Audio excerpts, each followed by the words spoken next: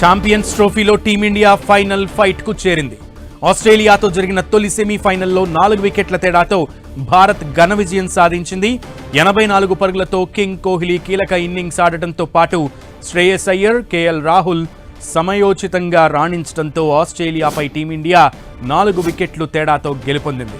Toss గెలిచి batting ఎంచుకున్న Australia 49.3 ఓవర్లలో 264 పరుగులకు ఆలౌట్ అయింది. ఈ లక్ష్యాన్ని టీమిండియా 48.1 ఓవర్లలో 6 వికెట్లు కోల్పోయి ఛేదించింది. శుభ్మన్ గిల్ మరోసారి నిరాశపరిచాడు. కెప్టెన్ రోహిత్ శర్మ 28 పరుగులతో పర్వాలేదనిపించాడు. ఆచితూచి ఇన్నింగ్స్ ను ఆరంభించి 84 పరుగులతో ఇండియా విజయంలో కీలక పాత్ర పోషించాడు కోహ్లీ. అతనికి కేఎల్ రాహుల్ తోడయ్యాడు. ఇక చివర్లో విజయం దోబూచులాడుతున్న సమయంలో హార్దిక్ పాండ్యా హిట్టింగ్ తో విజయాన్ని చేరువ చేశాడు. చివరిలో 6 కొట్టి టీమిండియాను విజయ తీరాలకు చేర్చాడు కేఎల్ రాహుల్. దీంతో 2023 వన్డే ప్రపంచ కప్ ఫైనల్ ఓటమికి కంగారూలపై భారత్ ప్రతీకారం తీర్చుకున్నట్లయింది. ఆస్ట్రేలియా 264 పరుగుల సాధించింది. స్టీవ్ స్మిత్ 73, అలెక్స్ క్యారీ 61 రాణించడంతో ఆస్ట్రేలియా 49.3 ఓవర్లలో 264 పరుగులు చేసింది.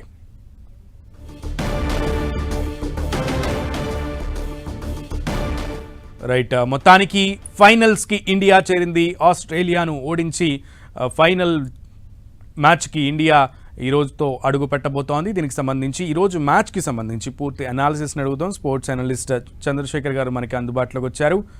Chandrasekhar garu, good evening. So what do you say about the today's match? It's a team effort. ఇవాళ మ్యాచ్ ఇండియా గెలిచింది అంటే కనుక ఇట్స్ ఏ టీమ్ ఎఫర్ట్. అటు బౌలింగ్ డిపార్ట్మెంట్ కలిసికట్టుగా రాణించడం, ఈవెన్ ద ఫీల్డర్స్ పర్టికులర్ గా the way Shubman Gill catch పట్టుకున్నటువంటిది ట్రావెల్స్ హెడ్. ఎందుకంటే ఇండియాకి ఎప్పుడూ ట్రావెల్స్ హెడ్ హెడేకే.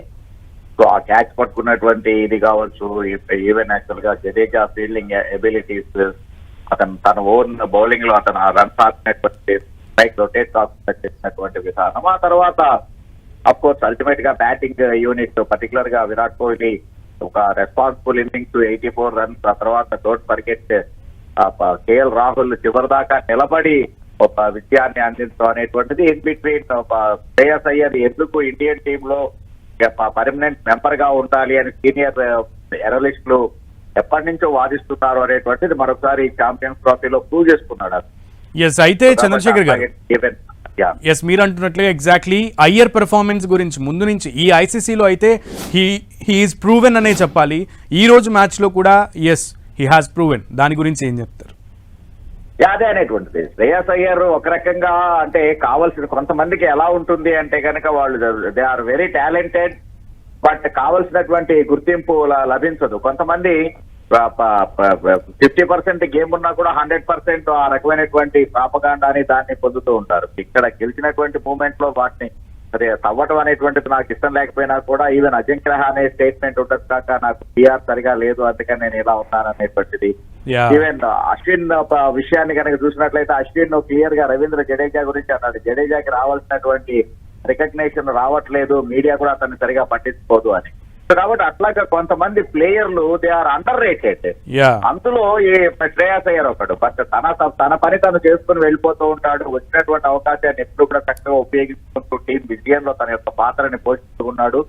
బట్ మరొకసారి ఈ ఛాంపియన్స్ ట్రోఫీలో 45 రన్స్ అనేటువంటిది హాఫ్ సెంచరీ చేయలేదు అనేటువంటిదే కానీ చంద్రశేఖర్ గారు కోహ్లీ తోటి కలిసి ఆ భాగస్వామ్యమే ఇండియాని గెలిపించింది. ఎగ్జాక్ట్లీ. అయితే రేపు ఫైనల్లో ఏ మ్యాచ్ తో అంటే ఏ టీమ్ తో మ్యాచ్ ఆడే అవకాశం ఉందంటారు? ఏ టీమ్ తో ఆడితే ఈజీ, ఏ టీమ్ తో ఆడితే టఫ్ ఉండే అవకాశం ఉంది? ఒకటి ఫైనల్స్ కంటూ వచ్చిన తర్వాత డెఫినెట్ గానే ఆ టీములు అప్పుడున్నటువంటి దాంట్లో బలంగా ఉన్నటువంటి వాటిగానే చెప్పుకోవచ్చు. కాకపోతే మీరు అడిగిన దానికని చెప్పుకుంటే ఇప్పుడున్నటువంటి ఫామ్ ని ఆన్ పేపర్ ఉన్నటువంటి బలాలు బలహీనతల్ని వీటిని దృష్టిలో పెట్టుకుంటే కనుక south ఆఫ్రికానా Kiwis? South Africa will be A టఫర్ side. New Zealand కన్నా కూడా సౌత్ ఆఫ్రికా చాలా మంచి స్ట్రాంగ్ గా ఉంది. వాళ్ళ బౌలింగ్ యూనిట్ కూడా యాక్చువల్ గా రబాడా అండ్ ఇంగిడి ఫామ్ లోకి రావటం, Marco Jansen don't forget he's in good form.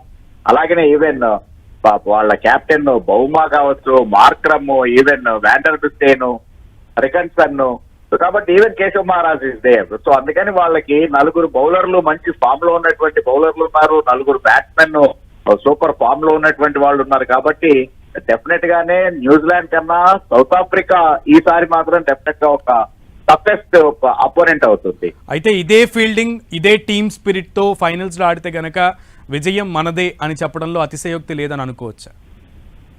Of course the way India champions ట్రోఫీని ప్రారంభించి the way they are winning ఇది మొమెంటం, ఆ విన్నింగ్ మొమెంటం ని ఇలాగే కొనసాగించేట్లయితే కనుక డెఫినెట్ గానే ఇండియా ఆపడం చాలా కష్టమైనటువంటి పని. ఎటువంటి ప్రత్యేకత అయినా ఆస్ట్రేలియా సహజంగా ఐసీసీ ఈవెంట్స్ అన్న వెంటనే అందులోనూ నాకౌట్ కి వచ్చేటప్పటికి ఆస్ట్రేలియా ఇప్పుడు టప్పర్ సైడ్ ఉంటుంది. సో అలాంటి ఆస్ట్రేలియా మీదే మనం గెలవడం అనేటువంటిది, ఎందుకంటే ఒత్తిడికి లొంగిపోతాము అనేటువంటిది మామూలుగా మనం సౌత్ ఆఫ్రికా విషయంలో లేకపోతే కనుక ఇంగ్లాండ్ విషయంలో చెప్పుకుంటాం. ఆస్ట్రేలియాకి ఆ వీక్నెస్ లేదు. బట్ ఇవాళ ఆస్ట్రేలియా కూడా ఆ ఒత్తిడికి లొంగింది అనేటువంటి దానికి perfect example Adam Zampa. Actual గా హార్దిక్ పాండ్యాకి అప్పటికే 3 డాట్ బాల్స్ ఆడిన తర్వాత just simply you bowled dot ball, why you going for a wicket. నేను ఆ మ్యాచ్ చూస్తుంటే నేను సర్ప్రైజ్ అయ్యాను నేను.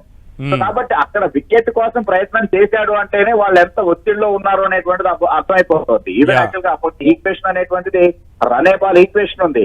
డోంట్ ఫర్గెట్ ఆ తర్వాత మిగిలినటువంటి 4 ఓవర్లని నీ మీడియం పేసర్ అయిపోతూ ఉన్నారు. ఈవెన్ యాక్చువల్ గా ఎల్ఎస్ ఇన్ గుడ్ ఫామ్, మంచి స్వింగ్ వస్తుంది. ఈవెన్ అంటే towards end of the innings కూడా గెటింగ్ ది స్వింగ్. సో అలాంటి వీటన్నిటిని దృష్టిలో పెట్టుకొని కూడా ఆయన చెప్ప గాన్ ఫర్ ఏ వికెట్ అంటే వాళ్ళు ఎంత ఒత్తిడిలో ఉన్నారు అనేటువంటిది అర్థం అవుతుంది. ఆల్ ఫైనల్ పాయింట్స్ అనే ఉంటాయి కాబట్టి యాక్చువల్ గా what help India to win the game అనే దానికి కరెక్ట్ ఎగ్జాంపుల్ అది.